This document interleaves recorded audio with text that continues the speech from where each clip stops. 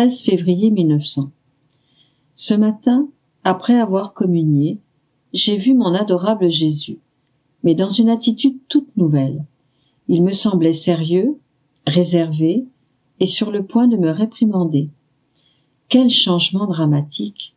Au lieu d'être soulagé, mon pauvre cœur se sentit oppressé, transpercé par cette attitude inhabituelle de Jésus. Cependant, comme j'avais été privé de sa présence dans les jours précédents, je sentais un grand besoin de soulagement. Il me dit, comme la chaux a le pouvoir de dévorer les objets qui sont plongés en elle, ainsi la mortification a le pouvoir de dévorer les imperfections et les défauts qui se trouvent dans l'âme. Elle va aussi loin que de spiritualiser le corps. Elle se place près de l'âme et y scelle toutes les vertus, jusqu'à ce qu'elle ait bien dévoré ton âme et ton corps. Elle ne pourra pas sceller parfaitement en toi les marques de ma crucifixion. Ensuite, on perça mes mains et mes pieds. Je ne suis pas sûre qu'il le faisait, bien qu'il me semblait que c'était un ange. Puis, avec une lance qu'il tira de son cœur, Jésus perça mon cœur, ce qui me donna une vive douleur. Ensuite, il disparut, me laissant plus affligée qu'auparavant. J'ai bien compris qu'il était nécessaire que la mortification soit pour moi une inséparable amie, mais que pas même l'ombre d'une amitié avec elle existait en moi. Ah Seigneur, attache-moi à la mortification, par une amitié indissoluble, car par moi-même, mes manières sont toutes rustiques. Ne se voyant pas chaudement reçue par moi, la mortification devient tout respect envers moi. Elle me ménage toujours, craignant qu'un jour je lui tourne le dos complètement. Jamais elle ne mènera son majestueux travail à son achèvement, car aussi longtemps que nous serons à couteau tiré, ses mains prodigieuses ne m'atteindront pas pour travailler sur moi et me présenter devant Jésus comme un digne travail de ses saintes mains. «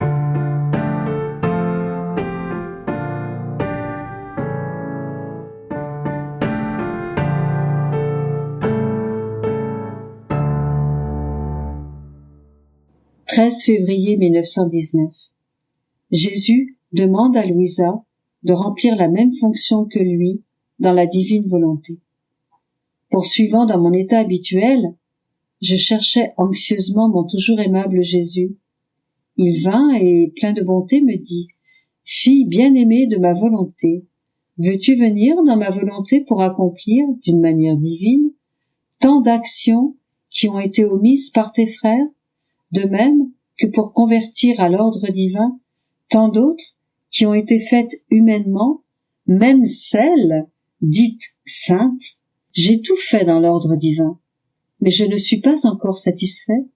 Je veux que la créature entre dans ma volonté et que, d'une manière divine, elle épouse mes actes et se substitue à tous comme je l'ai fait. Viens, viens, je le désire tant.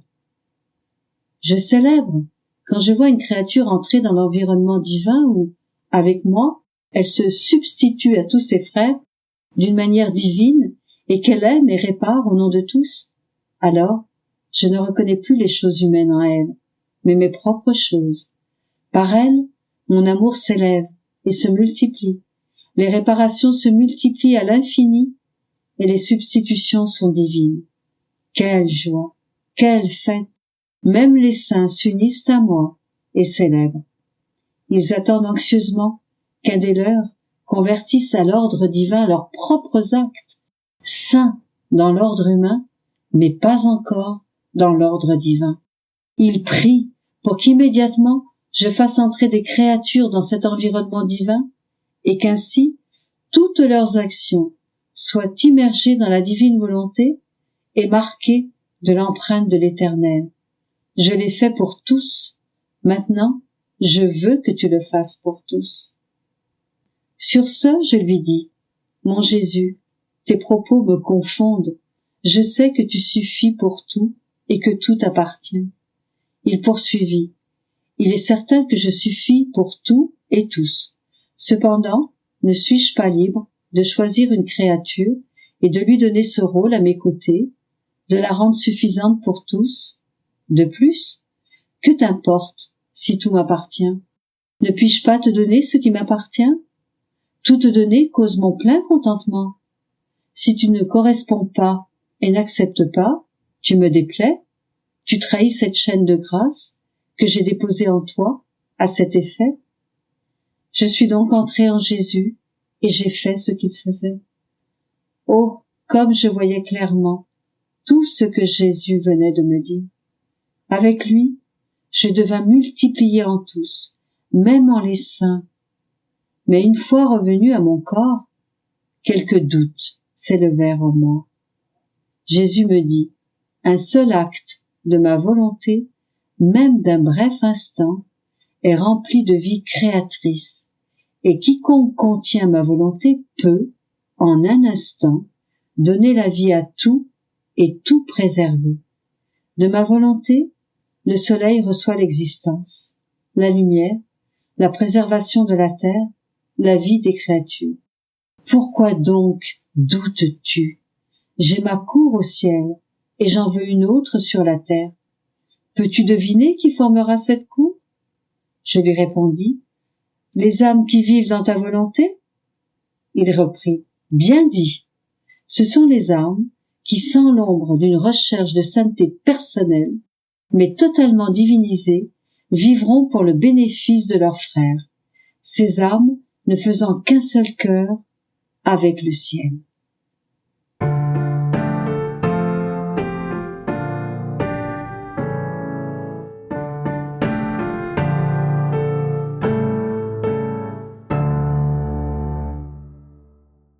« 13 février 1923. Les bienfaits qu'engendre la fidélité et l'attention. Je me sentais heureuse. Très tôt, mon doux Jésus se manifesta et me dit « Courage, ma fille, sois fidèle et toujours attentive, parce que la fidélité et l'attention stabilisent l'âme et lui donnent une paix et un contrôle parfait, de sorte qu'elle parvient à ce qu'elle veut.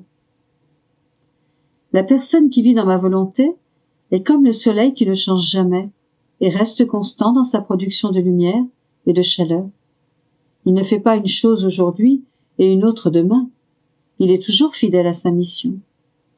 Bien que son action soit une, il en résulte une quantité innombrable de bienfaits pour la terre.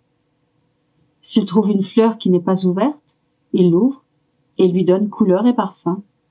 S'il trouve un fruit qui n'est pas mûr, il le mûrit et l'adoucit. S'il trouve des champs verts, il les rend d'or. S'il trouve de l'air pollué, il le purifie par les baisers de sa lumière. En somme, le soleil donne à chaque chose ce dont elle a besoin pour son existence, afin qu'elle puisse produire ce que Dieu a prévu pour elle. Par sa fidélité et sa constance, le soleil accomplit la divine volonté sur toutes les choses créées. Oh, s'il n'était pas toujours fidèle à envoyer sa lumière, quelle confusion régnerait sur la terre. L'homme ne saurait pas comment gérer ses champs et ses récoltes. Il dirait, si le soleil ne me fournit pas sa lumière et sa chaleur, je ne saurai pas quand il y aura une récolte ou quand les fruits seront mûrs. Il en va ainsi pour l'âme fidèle et attentive qui vit dans ma volonté. Son agir est un, mais ses effets sont innombrables. À l'inverse, si l'âme est inconstante et distraite, ni toi ni moi ne pouvons prédire ce qu'elle produira.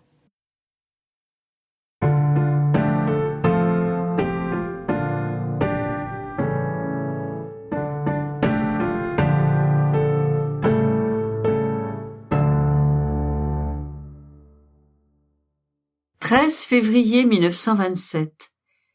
Tant que la divine volonté ne sera pas connue et n'aura pas son royaume, la gloire de Dieu dans la création sera incomplète. Exemple d'un roi. Je suivais la divine volonté et ses actes dans la création, et un doute me vint à l'esprit. Comment se peut-il que Jésus dise que jusqu'à ce que le royaume de sa volonté vienne sur la terre, la gloire de la création et de la rédemption sera incomplète? Comment cela se peut-il? La suprême volonté n'a-t-elle pas la vertu de se glorifier elle-même? Elle possède bien cette vertu, et qui est plus que suffisante pour sa gloire. Cependant, il dit que si sa volonté n'étend pas son royaume chez les créatures, sa gloire, de la part de la création, sera incomplète. Je pensais cela lorsque mon adorable Jésus me fit la surprise d'une très brillante lumière sortant de lui et me dit « Ma fille, la chose est très claire en elle-même. Jusqu'à ce que ma volonté soit connue et qu'elle ait sa première place d'honneur et son empire en chaque être sorti de nos mains créatrices, sa gloire sera toujours incomplète. La raison en est très claire. En fait, le dessein premier dans la création était qu'en sortant de nous, cette suprême volonté qui, bilocalisée dans toute la création, s'étendait partout, dans les cieux, dans le soleil, dans la mer, dans les fleurs, dans les plantes, et même dans la terre, et en chaque être sorti de nos mains créatrices, se constituant la vie de toute chose, afin de former sa vie en chaque être, et que, se bilocalisant en chaque créature, ma volonté puisse avoir autant de vie et de royaumes à dominer que de créatures qui viendraient à la lumière. Or ma volonté ne s'est pas retirée. Il n'est pas un point où sa vie divine ne s'étende. Il n'est pas une créature qui ne soit investie de cette suprême volonté. Mais alors qu'elle s'étend partout et investit chaque chose et chaque créature, elle ne peut pas former sa vie. Combien de vies divines sont étouffées dans les créatures? Combien lui refusent la première place dans leurs actes? Combien la place derrière des actes vils et indignes, lui refusant d'exercer sur elle son empire? Et crois-tu que ce soit peu de choses que la destruction dans les créatures de tant de vies divines, de cette volonté qui est mienne, de tant de ces actes, nobles et sublimes, qu'elle voit détruire, alors que ces créatures se servent d'elles pour former de déplorables vies humaines, des monstres qui serviront l'enfer. Le tort causé à notre gloire par la création est grand et incalculable, et tel que le bien de la rédemption ne pouvait le réparer, parce que même avec la rédemption, l'homme n'est pas revenu dans l'unité de notre volonté, qui ne règne pas pleinement dans les créatures. Combien de vies, que l'on dit bonnes et saintes, sont partagées entre la divine volonté et la volonté humaine? Par conséquent, notre gloire dans la création n'est pas complète. Et c'est seulement lorsque les choses créées par nous serviront notre propre volonté qu'elles lui donneront la première place d'honneur, la reconnaîtront en toutes choses, la laisseront régner dans tous leurs actes, la constitueront reine absolue et roi dominateur. C'est alors seulement qu'elle sera complète. Ne crois-tu pas qu'il est juste et de droit qu'étant donné que tout appartient à ma volonté, qu'elle est partout, et pour tous la vie première de toute chose, tous devraient la reconnaître et vouloir devenir divine volonté puisque tous lui appartiennent. Imagine un roi avec son royaume. Toutes les terres, les maisons et les villes sont sa propriété exclusive. Il n'est rien qui ne lui appartienne, non seulement du fait que ce royaume est le ciel, mais aussi par le droit de propriété faisant que ces choses lui appartiennent. Or ce roi, par bonté d'âme, veut voir son peuple heureux et lui distribue gratuitement ses fermes, ses villas et ses terres, lui fournissant une habitation gratuite dans ses villes, de telle sorte que tous peuvent être riches, chacun selon sa condition. Et il accorde ce grand bien à son peuple, dans le seul but que tous le reconnaissent comme roi, lui accorde un empire absolu et reconnaissent que les terres qu'ils occupent leur ont été données gratuitement par le roi, afin qu'ils puissent être glorifiés, reconnus et aimés pour le bien qu'il leur a fait. Et voilà que ce peuple, ingrat, ne le reconnaît pas comme roi et réclame un droit de propriété sur les terres, orgnants qu'elles lui ont été données par le roi. Ce roi ne serait-il pas frustré de la gloire du bien qu'il a fait à son peuple? Et si tu ajoutes qu'ils utilisent ces terres sans bénéfice pour eux-mêmes, que certains ne les travaillent pas, que d'autres en ôtent les plantations les plus belles, que certains rendent sordides les jardins les plus agréables, de telle sorte qu'ils se fabriquent eux-mêmes leur propre malheur et leur misère, tout cela mis ensemble constituerait un déshonneur et une douleur que nul ne pourrait apaiser, au détriment de la gloire du roi. Cela n'est que l'ombre de ce qu'a fait et fait encore ma suprême volonté. Personne ne nous a donné un centime pour recevoir le bien du soleil, de la mer, de la terre. Nous avons tout donné gratuitement et uniquement pour les rendre heureux et afin qu'ils reconnaissent mon fiat suprême qui les a tant aimés et ne veut rien d'autre que leur amour et son règne. Qui pourrait dédommager ce roi pour la perte de gloire que ce peuple ne lui a pas donnée et apaiser son immense chagrin?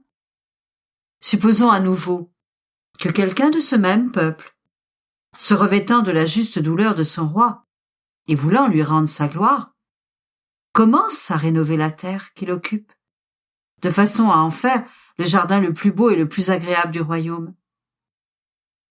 Puis il va dire à tous que son jardin est un don que lui a fait le roi parce qu'il l'aime. Puis il appelle le roi dans son jardin, lui dit « Ce sont vos terres. Il est juste qu'elles soient toutes à votre disposition. » Le roi est si ravi de cette loyauté qu'il lui dit « Je veux que tu sois roi avec moi et que nous régnions ensemble. » Oh, comme il voit sa gloire restaurée et son chagrin apaisé par ce membre de son peuple. Mais cet homme ne s'arrête pas là. Il parcourt tous les chemins du royaume et réveillant les gens par sa parole, il amène une bonne partie d'entre eux à l'imiter et à former le peuple royal qui accorde le droit de régner à son roi. Et le roi se sent rétabli dans sa gloire. Et en récompense, il leur donne le titre d'enfant du roi et leur dit « Mon royaume est le vôtre. Régnez, mes enfants. »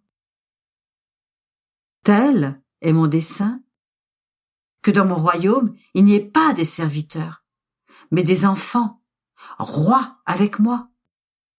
Cela viendra avec ma divine volonté. Oh, comme elle attend que lui soit rendue sa gloire complète dans la création, et que l'on reconnaisse que tout lui appartient, afin de pouvoir dire « Tout est à vous, régnons ensemble ». Combien elle attend que ses connaissances sur le fiat suprême parcourent les chemins, afin de réveiller, d'appeler, de presser les créatures à venir dans mon royaume, pour y constituer mes vrais enfants, à qui je peux donner le titre de roi. C'est pourquoi je m'intéresse tellement à ce que ces manifestations sur ma divine volonté soient connues, parce qu'il s'agit de mon plus grand acte, qui est l'accomplissement de ma gloire et le bien complet des créatures. «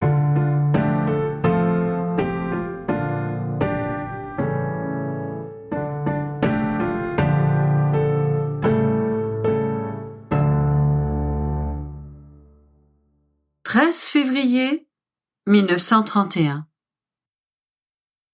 La créature qui vit dans le divin vouloir vit au centre de sa lumière. À l'inverse, celle qui ne vit pas dans le divin vouloir se trouve à la circonférence de sa lumière. Comment Dieu trouve son repos? Comment la création est muette et la créature la voix de la création? L'écho de Dieu dans la créature. En manifestant ces vérités, Dieu sort de son repos et poursuit son œuvre. Ma vie, mon doux Jésus, oh, viens à mon aide, ne m'abandonne pas. Avec la puissance de ta très sainte volonté, investis ma pauvre âme et éloigne de moi tout ce qui me trouble et me torture. Fais se lever en moi ce nouveau soleil de paix et d'amour. Sinon, je ne me sens plus assez de force pour continuer à faire le sacrifice d'écrire. Déjà, ma main tremble et ma plume ne court plus sur le papier. Mon amour, si tu ne m'aides pas, si tu n'écartes pas de moi ta justice, qui me met dans le terrible état où je suis, je me sentirais incapable d'écrire encore même un seul mot. Aussi, aide-moi, et je m'efforcerai d'obéir autant que possible à celui qui me commande d'écrire tout ce que tu m'as dit sur ta très sainte volonté. Et comme ce sont des choses passées, je rassemblerai tout ce qui concerne ta divine volonté. Je me sentais oppressée et inondée d'une intense amertume lorsque mon doux Jésus se fit voir en moi et me prenant dans ses bras pour me soutenir, il me dit: « Ma fille, courage, pense qu'un divin vouloir règne en toi, qu'il est une source de bonheur et de joie éternelle. L'amertume et les oppressions forment des nuages autour du soleil de ma volonté et empêchent ces rayons de briller sur ton être. Parce que, voulant te rendre heureuse, il sent que le bonheur qu'il voudrait te donner est repoussé par ton amertume. Et bien que tu aies à ta disposition un soleil divin, à cause de ton amertume, tu ressens cette pluie qui t'oppresse et remplit ton âme à ras-bord.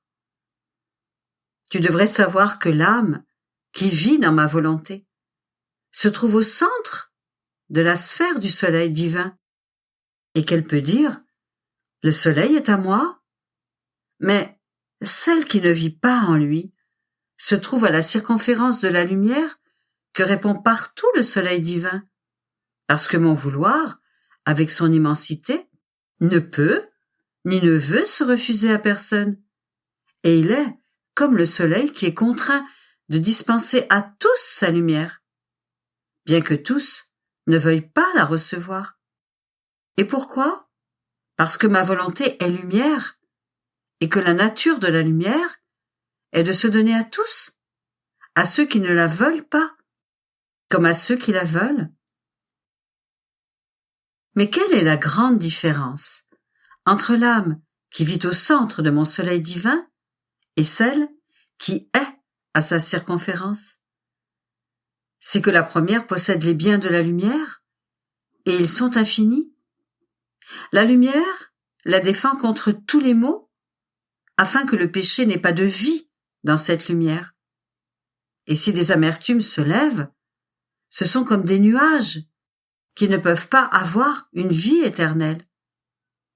Une petite brise de ma volonté suffit pour disperser les nuages les plus lourds, et l'âme se retrouve plongée au centre de son soleil qu'elle possède. D'autant plus que les amertumes de celles qui vivent dans mon vouloir sont toujours pour ma cause. Et je peux dire que je ressens l'amertume avec toi, et que si je te vois pleurer, je pleure avec toi, parce que ma volonté me rend inséparable de celle qui vit en elle, et je ressens ces souffrances, plus que si elles étaient miennes. De fait, ma volonté qui réside dans cette âme appelle mon humanité en celle qui souffre pour lui faire répéter sa vie sur la terre. Et, oh, quels divins prodiges se produisent! De nouveaux courants sont ouverts entre la terre et le ciel, à cause de cette nouvelle vie de souffrance que Jésus peut vivre dans sa créature. Et si mon cœur est humain, il est aussi divin et possède la plus douce tendresse.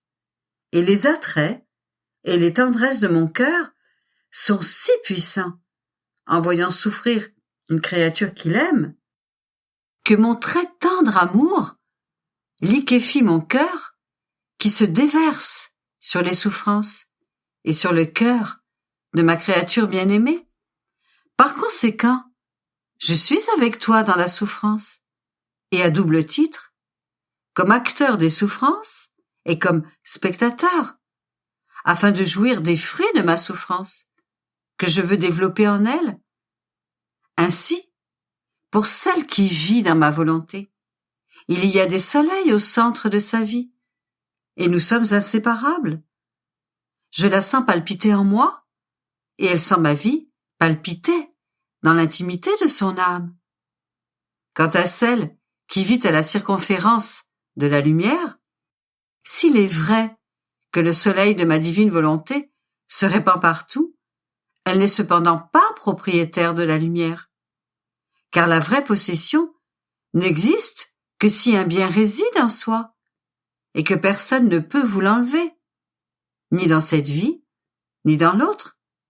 Par contre, le bien qui se trouve au dehors est sujet au danger et ne peut pas procurer la sécurité, et l'âme souffre de faiblesse, d'inconstance et de passion qui la tourmentent, au point de se sentir distante de son Créateur.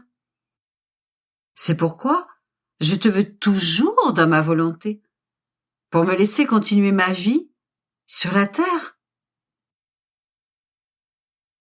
Je continuais alors mes petits actes d'adoration, d'amour, de louange et de bénédiction dans le divin fiat, à mon Créateur, et le divin vouloir les répandait alors partout, car il n'est pas d'endroit où il ne se trouve. Et mon toujours aimable Jésus ajouta: « Chère fille de ma volonté, tu dois savoir que ma volonté ne fait rien à moitié. Elle fait tout si parfaitement qu'elle peut dire: là où est ma volonté est aussi mon acte, et notre divinité, voyant dans notre divine volonté l'adoration et l'amour de sa créature, trouve partout son repos dans son immensité, si bien que la créature, dans notre volonté, devient pour nous une pause, et rien ne nous est plus délicieux que ce repos, symbole de celui que nous avons pris après avoir créé toute la création.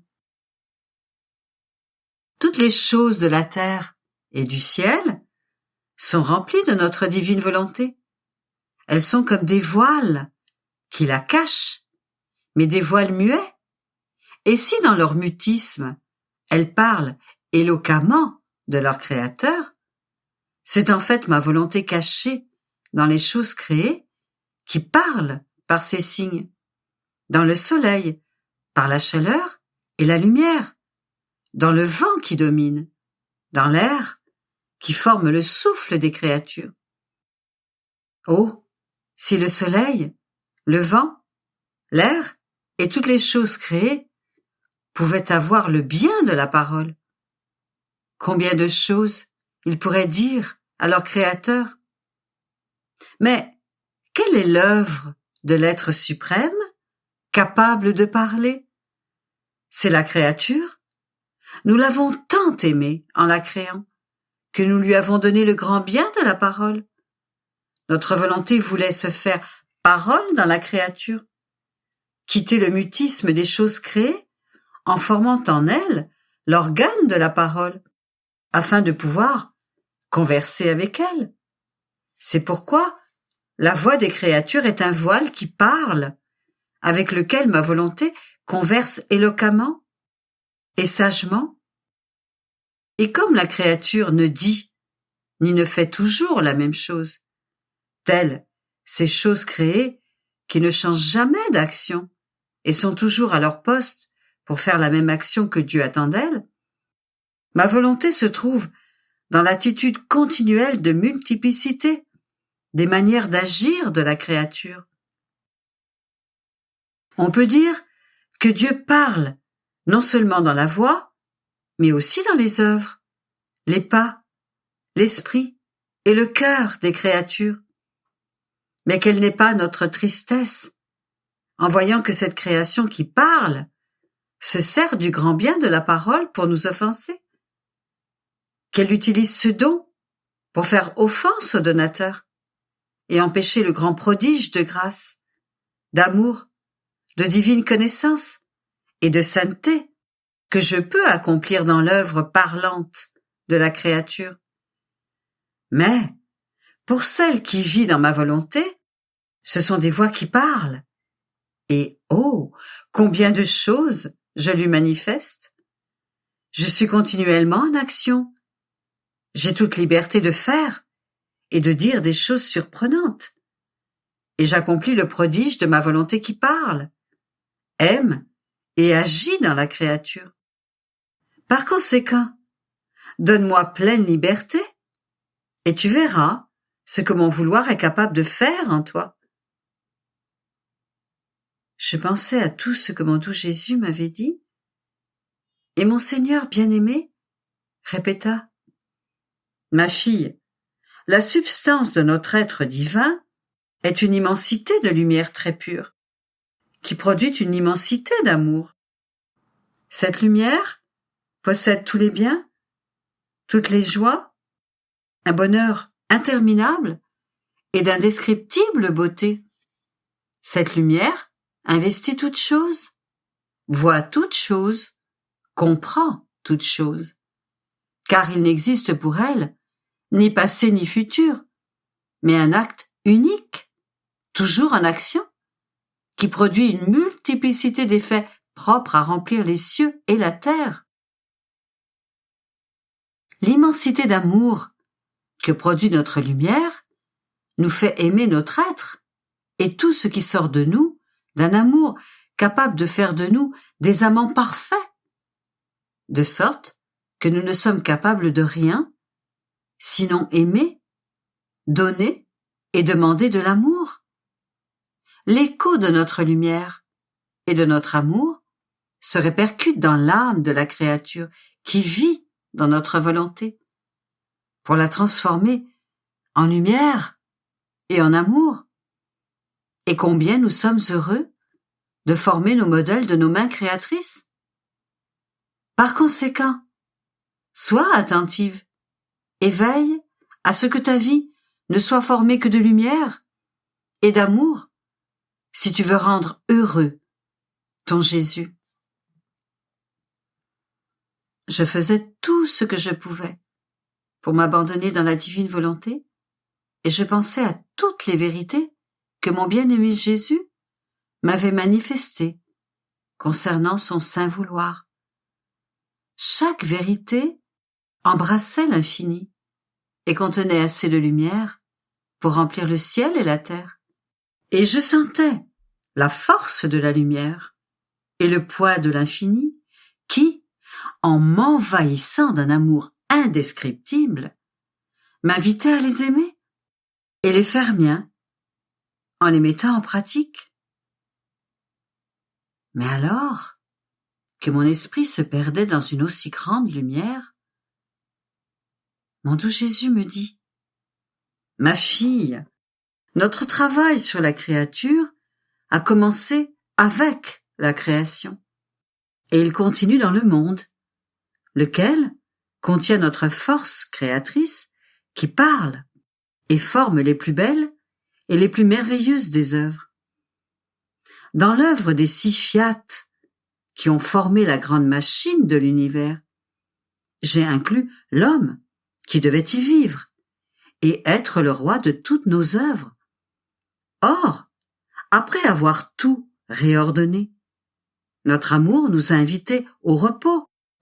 Mais le repos ne veut pas dire que le travail est terminé. C'est une pause avant de reprendre le travail. Veux-tu savoir quand nous reprenons le travail? Chaque fois que nous manifestons une vérité, nous reprenons l'œuvre de la création. Tout ce qui a été dit dans l'Ancien Testament était des reprises du travail. Ma venue sur terre n'était rien d'autre qu'une reprise du travail pour l'amour des créatures. Ma doctrine, les nombreuses vérités énoncées par ma bouche, démontraient clairement mon intense labeur pour les créatures. Comme dans la création, notre être divin s'est reposé. Et avec ma mort et ma résurrection, je voulais aussi prendre un repos, afin de donner le temps à mon travail de porter fruit parmi les créatures. Mais c'était toujours une pause, et non la fin du travail. Jusqu'à la fin des siècles, notre œuvre sera une alternance de travail et de repos et de travail. Tu vois, ainsi, ma chère fille, le long travail que j'ai dû faire avec toi pour te manifester toutes ces vérités sur ma divine volonté. Et comme notre être suprême cherche par-dessus tout à se faire connaître, je n'ai rien épargné dans un si long travail, bien que j'ai souvent pris des petits moments de repos pour te donner le temps de recevoir mon travail et de te préparer à d'autres surprises sur l'œuvre de ma parole créatrice. Par conséquent, sois attentive à conserver et à ne rien perdre du travail de ma parole, dont la valeur est infinie et suffisante pour sauver et sanctifier un monde tout entier.